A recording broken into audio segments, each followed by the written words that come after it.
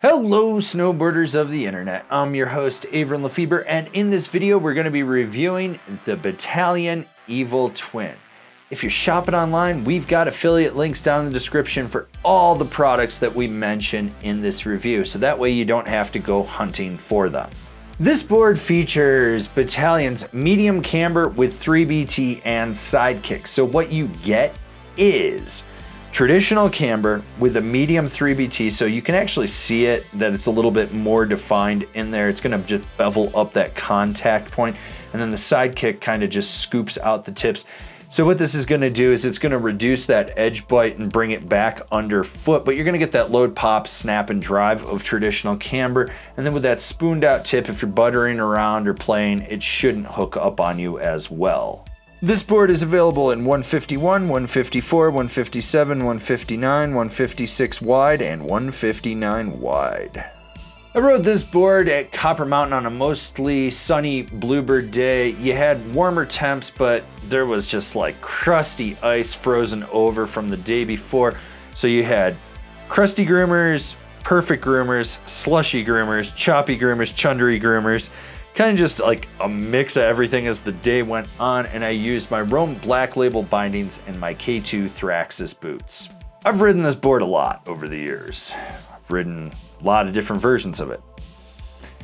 This is soft. This is softer than it's previously been. It's below a middle of the road. You got a ton of play in the tips. The midsection's a hair stiffer, but the torsional flex is highly abundant. Like, honestly, upsizing this thing. Like, just gonna be real with you guys. I've ridden a 54 as my park size for years. I would have wanted this in a 160 at this flex. Like, this stuff, this deck is just softer than it should be. Now, with that said, you do get some stability. Like, you're gonna get some chatter in the tips and it slightly resonates back at speeds. They flap, but that you don't really feel.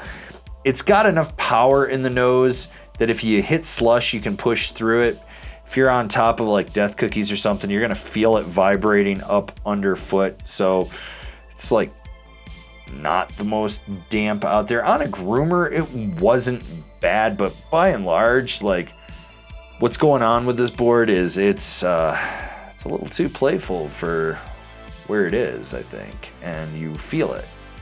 Here's the thing about this board. It's got snap.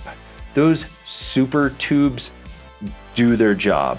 You can roll back on the tail, feel them engage. You're gonna spring, it's gonna get you up.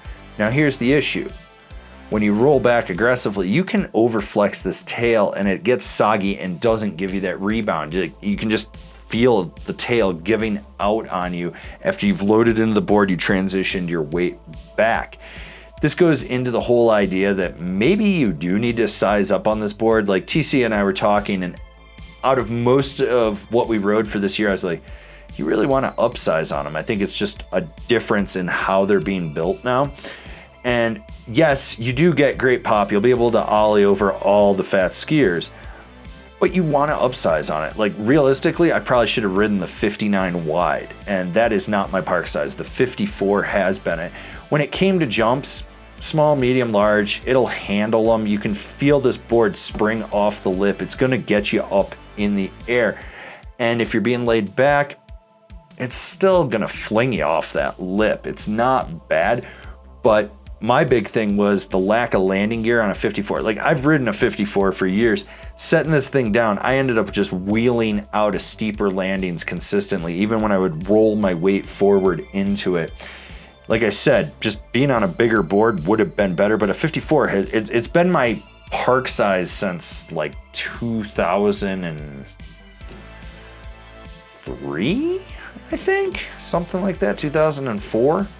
So 20 years of riding this park size.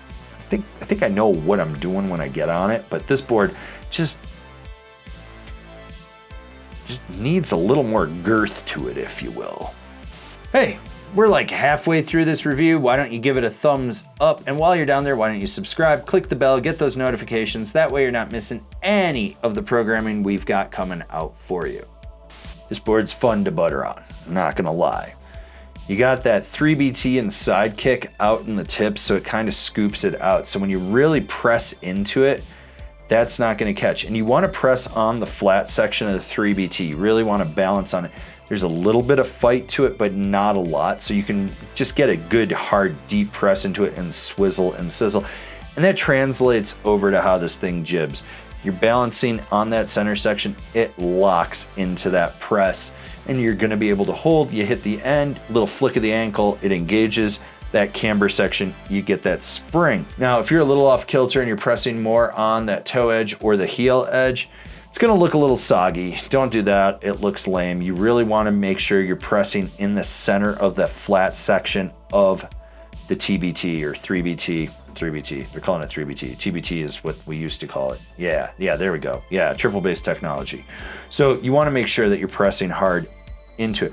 You go sideways, this board has a lot of give and it just really cradles right around the feature. If you come from the top rope, you might get it to clap out.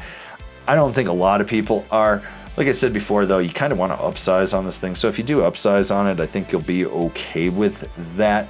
Basically, if you know how to jib, this thing's not going to be a problem. And if you know how to butter, it's not going to be a problem. If you don't know how to do those, well, you can still learn on this and it's not going to hinder you. Like I said before, you get that nice scooping out there at the tip, so it just elevates those contact points so you don't really have to worry about it. So short, tight, quick carves and medium mellow carves are really its strong suit. You're gonna lose some of that edge bite out at the contact point in the nose and the tail, and you're gonna end up having to steer it more underfoot. Ice is not gonna be your friend. The half pipe is not going to be your friend with this thing. It's just gonna be a little bit looser.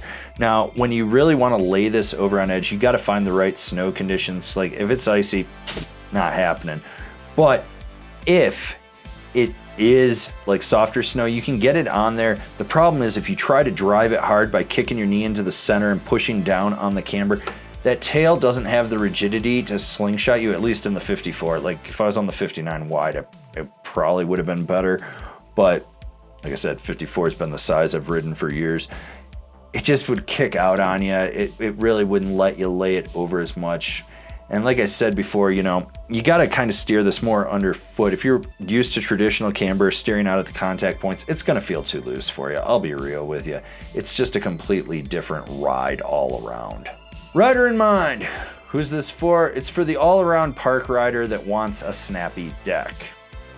Like what we're doing over here? Want to support us further? Swing on over to Angry Snowboarder VIP and become a member. Sure, I could tell you more here, but I got a video over there that explains it so much better. I've ridden a lot of Evil Twins over the years, and this is not my favorite version. I think like 2 versions ago it was better.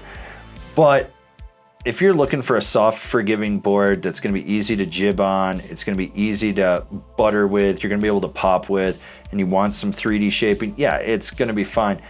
I do think the Bataleon boards have gotten softer, especially in the freestyle category, and you do want to upsize them so you get a little bit more effective edge so that it'll actually grip for you. With this thing, it was way looser than I remember, and it just wasn't as responsive, it wasn't as stiff, it was a little bit more lively. It's not the board for me. I know that. Like, I've ridden a lot of Bataleons. I mean, I think I was the 3rd person in the United States to ever buy a Bataleon way back in the day, and that was in year 3. Bought it from a dude named Brandon, who was the rep distributor up in Seattle. And that board was fun. Bought a Jam, and that was fun. That board rode better than this. Yeah, I'm not overly impressed, I'll be honest. Like, it gets the job done, and I see who it's for, but what the f*** is going on with the cores in these things? Like, such a... I don't even know. So, yeah. Comparable boards: the Capita Indoor Survival, the Yes Sender, the Ride Zero. Binding recommendations: the Bataleon Blaster ASIM Wrap, the Ride Specter, the Union Force. Alright, this has been my review of the Bataleon Evil Twin, a board that I have ridden a lot of generations of. This is just another one. If you're not feeling this review, go watch one of our other ones.